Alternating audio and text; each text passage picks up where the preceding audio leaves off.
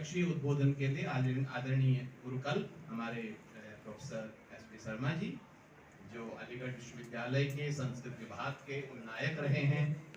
और आप यूपी, बिहार, उत्तराखंड के पुराने सभी प्रोफेसर से पूछिए कि आपकी सिलेक्शन कमेटी में कौन विद्वान थे, तो उसमें से एक नाम आता था professor SP. Sharma ji. Sir, आपका आशीर्वाद।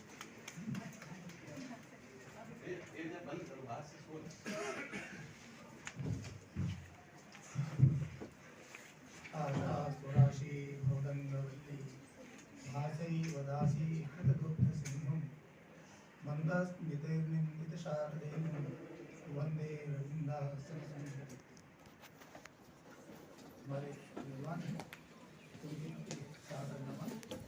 वो ज्येष्ठ और श्रेष्ठ दोनों के लिए सादर अभिनंदन तथा विद्यार्थियों का मंगल कामना।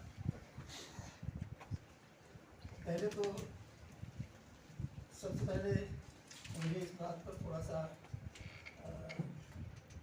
ऑब्जेक्शन कहिए या क्या कि मैं सुबह से सुना हूँ, इतना गुणगान मेरा कर दिया गया। मैं तो वास्तव में विद्वान नहीं बिल्कुल भी। ये केवल समझता हूँ कि शायद अवस्था का दोष है कि आप सब लोगों से अवस्था में बढ़ा हूँ, इसलिए शायद इतना है। अभिवादन शीलस्य नित्यं वर्धोक्स्य आगे आए विद्याशोभनम। तो आप हमारे पंत जी का, जयप्रकाश जी और सभी लोग जो कर रहे हैं इस तरह का, तो मंगल कामना है। आयु, विद्या, यश और बल आप सबका बढ़े। दूसरी चीज ये है कि सुबह से वेद में राष्ट्र और राष्ट्रीयता और विश्व बंधुत्व के ऊपर बड़े गंभीर 5 भाषण हो चुके हैं। हमारे अनुज प्रोफेसर राजेश मिश्र ने बहुत ही विस्तार के साथ उसकी मीमांसा की। बड़े ओजस्वी स्वर में हमारे अनुज मुरली मनोहर पाठक जी ने अपना वक्तव्य दिया और उन्होंने बंधुत्व के ऊपर विशेष प्रकाश डाला। नारायण मिश्र जी, हमारे मनोज कुमार मिश्र जी, इनके दार्शनिक क्षेत्र में जाकर के उन्होंने वेद के राष्ट्र की व्याख्या की। मैं असल में वेद को इतने गंभीर विषय, इतना गंभीर चिंतन, ये विद्वानों की बात है। मैं एक सामान्य बात कहूँगा, क्योंकि बहुत सारे हमारे यंग लोग हैं और शायद इतने गंभीर चिंतन में उनको एक झलक मिली होगी वो कि किस तरह से हमें आगे बढ़ना है, वो दिशा निर्देश आपको मिल चुका है। लेकिन वास्तव में उसका लौकिक महत्व क्या है? हमारे सामने हम कई बार ये करते हैं, हाथ जोड़ते हैं, वेद की पुस्तक रख लेते हैं, संस्कृत को देवभाषा बता दिया गया, नतीजा ये हुआ उसकी धार्मिक पुस्तकों को लाल बस्ते में बांध कर रख दिया, उनकी पूजा करने लगे, लोग से उसको संबंध बिल्कुल विच्छेद हो गया। यही स्थिति वेद की हो गई है कि हम वेद की केवल पूजा करते हैं, वेद में क्या लिखा है, हमारे लिए क्या संदेश है, इस बात पर हम ध्यान नहीं देते। और जब विद्वानों के बीच में आते हैं तो विद्वान उसकी दार्शनिक व्याख्या, यदि व्याख्या, अवभाव की व्याख्या करते हैं जो हमारे गले में नहीं करती और खोपड़ी में भी नहीं समाती। आप इंसाफ हैं। इसलिए मेरा विद्वानों से एक निवेदन है कि वो इतनी सरल भाषा में वेद की व्याख्या करें और समझाएं जिससे सब लोग उसको समझ सकें। जैसा कि आज का ये विषय था राष्ट्र की बात, देखिए हमारे यहाँ बड़ा सिद्धांत रूप से स्पष्ट रूप से स्वीकार किया गया है कि नई को मुनि से मतम में भिन्न, तो कोई ऐसा मुनि या ऋषि नहीं है जिसका मत एक जैसा हो, सबके भिन्न भिन्न मत हैं।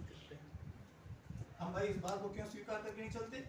हम कहते हैं सबका एक मन हो, कभी नहीं हो सकता, ये व्यावहारिक सत्य है। तो दर्शन में भी, वेदांत दर्शन में व्यावहारिक सत्ता और पारमार्थिक सत्ता दो चीज मानेंगे, तो एक व्यावहारिक उपयोग है उसका और एक पारमार्थिक उपयोग है। तो आज के युग में जब हम राष्ट्र की बात करते हैं तो ये राष्ट्र या राज्य, ये पॉलिटिकल साइंस का विषय है, राजनीति विज्ञान है। और राजनीति विज्ञान के लोग राष्ट्र के बारे में क्या कहते हैं, नेशन के बारे में क्या कहते हैं, ये भी हमें जानना बहुत जरूरी है, क्योंकि आज के परिवेश में हमें देखना है कि क्या है और उस सिद्धांत को हम वेद के साथ कैसे जोड़ करके देखेंगे। क्या वैदिक राष्ट्र की अवधारणा और आज के राष्ट्र की अवधारणा में कितना अंतर है, क्या है? पाश्चात्य विद्वानों का कहना सीधा सीधा ये है कि हमारे भारतवर्ष में 17वीं शताब्दी से पहले नेशन की कोई अवधारणा थी ही नहीं। हिंदुस्तान वाज नेवर नेशन, ये सीधे सीधे उनका कहना है। और आश्चर्य की बात यह है कि महामहोपाध्याय पीवी कांडे तक ने अपनी हिस्ट्री ऑफ धर्मशास्त्र में ये बात स्वीकार की है कि भारतवर्ष कभी भी एक राष्ट्र नहीं रहा। आश्चर्य की बात है।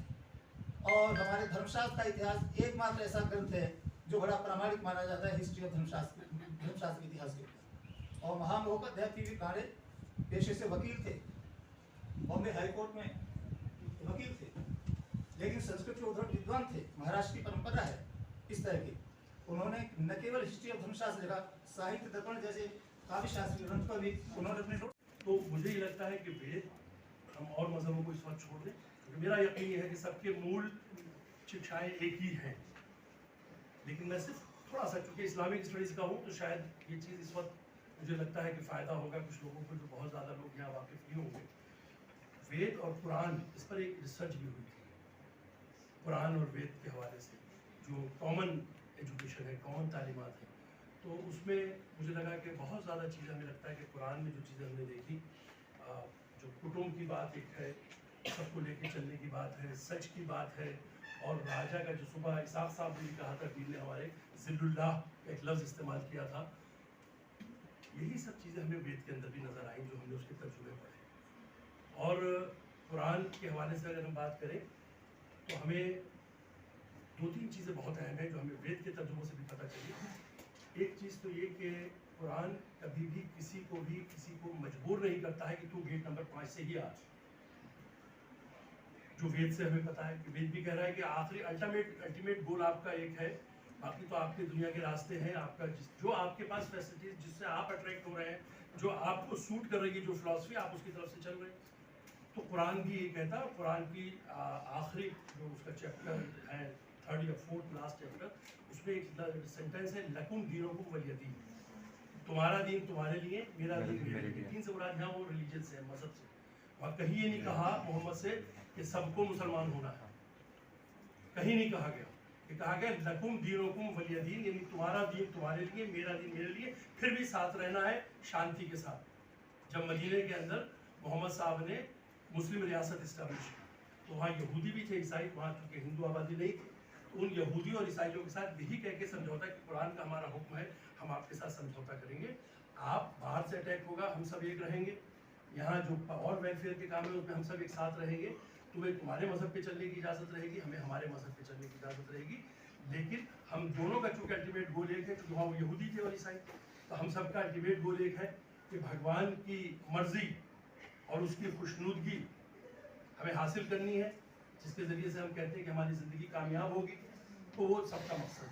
तो मुझे लगा कि हिंदुस्तान के पर्सपेक्टिव में अगर हम देखें तो यहाँ कॉन्स्टिट्यूशन के अंदर भी हमारे, आपने कभी एक बात गौर की होगी, यहाँ बहुत सारे हमारे सीनियर साथी बैठे हैं, जब पार्टीशन का वक्त आया और कुछ सरफिरों ने सियासत के कुर्सियों के चक्कर में हमारे इस भारत के विभाजन के फेवर किया और कर भी लिया, कामयाब भी हो गए वो, उस वक्त हिंदुस्तान की आबादी मुश्किल से 30-32 करोड़ थी और यहाँ मुसलमान 8-9 करोड़ थे। लेकिन टोटल पार्टीशन नंबर अगर आप लोग देखें तो 1,37,00,000 कुछ हज़ार यहाँ से माइग्रेट किए, सारे मुसलमान नहीं गए। इसका मतलब 6 करोड़ ने उसको रिजेक्ट किया उस थ्योरी। क्यों? क्योंकि जो कॉन्स्टिट्यूशन यहाँ बना था, जिसके बारे में बात की जा रही थी कि यहाँ जो कॉन्स्टिट्यूशन इम्प्लीमेंट होगा, उसके अंदर मुसलमानों को पूरी तरह से जो मजहबी एतबार से भी और समाजी एतबार से भी बराबरी का दर्जा मिला हुआ आज भी है।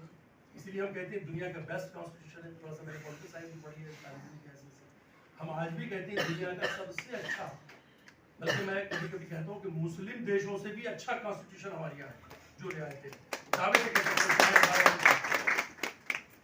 इसलिए नहीं कह रहा हूँ कि आप सब बैठे हुए हैं, कोई मैं थोड़ा सेकुलर बन रहा हूँ, अगर जानते हैं बहुत रिजिड हूँ अपने मजहब में, इस्लामिक स्टडीज का प्रोफेसर हूँ, आसानी से कोई मोड़ नहीं कर सकता, लेकिन फिर भी कह रहा हूँ कि 57 दो मुल्क हैं दुनिया में, उनमें से बेशतर मुल्कों से हमारा कॉन्स्टिट्यूशन अच्छा है। और इसीलिए हमारे दादा ने और बाप ने ये फैसला किया कि हमें यहाँ से माइग्रेट नहीं करना है। तो बीइंग ए मुस्लिम मेरी जिम्मेदारी आपसे ज़्यादा है, क्योंकि आपके बाप ने एग्रीमेंट नहीं किया था इस कॉन्स्टिट्यूशन से, इस देश से यहाँ रहने के लिए, आप तो मजबूर थे यहाँ रहने के लिए। मेरे दादा को रियायत थी कि वो जा सकते थे पाकिस्तान, बांग्लादेश, लेकिन उन्होंने इस एग्रीमेंट किया इस कॉन्स्टिट्यूशन से कि हम हिंदुस्तान में रहेंगे। और जब मुझे उनकी जायदाद में से हक मिलने का हक है, उनका घर मिल सकता है, मुझे उनकी जमीन मिल सकती है, तो फिर मेरे ही कंधों पे ये जिम्मेदारी है कि मैं अपने बाप ने जो एग्रीमेंट किया था मेरे दादा ने, उसको मैं निभाऊंगा। ये मेरी जिम्मेदारी है, आपकी जिम्मेदारी नहीं है। आपको मजबूर से रहने के लिए, आपके लिए नहीं था वो मुल्क, मेरे लिए था वो मुल्क। तो इसलिए मैं समझता हूँ कि हिंदुस्तान में रहने वाला हर मुसलमान इस बात को सोचे कि हमारी जिम्मेदारी है अपने बाप दादा के एग्रीमेंट्स को निभाने की, और वही हलाल औलाद कहलाती है जो अपने बाप दादा की इज्जत करती है और उनके खानदान में मान और मर्यादा को रखती है।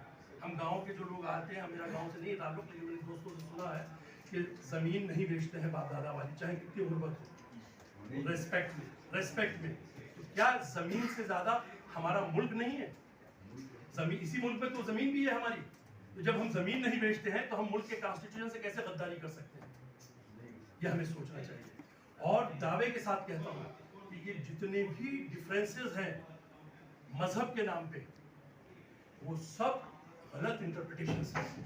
वो सब हमारे वक्ती तौर पे फायदा हासिल करने के लिए गलत इंटरप्रिटेशन या बुद्धिजीवियों के खामोश रहने से, खामोश रहना, सही बात का सही वक्त पर उसको नकारना नहीं। कहीं कुरान ने ये नहीं कहा कि आप गर्दन मारे, आप खून बहाएं किसी का, कहीं वेद में भी ये जिक्र नहीं है। मुझे लगता है मैंने बाइबल भी थोड़ा सा उसका हिस्सा पढ़ा है अंग्रेजी से फायदा उठा के, कहीं किसी मजहब में भी किसी इनोसेंट के खून की किलिंग नहीं है। लेकिन आप कहेंगे सर 55-56 मुल्कों में से 30-40 मुल्कों में ये हो रहा है। हाँ बिल्कुल हो रहा है, क्योंकि वहाँ भी कुर्सी के कुछ प्यासे हैं जो यहाँ की तरह है।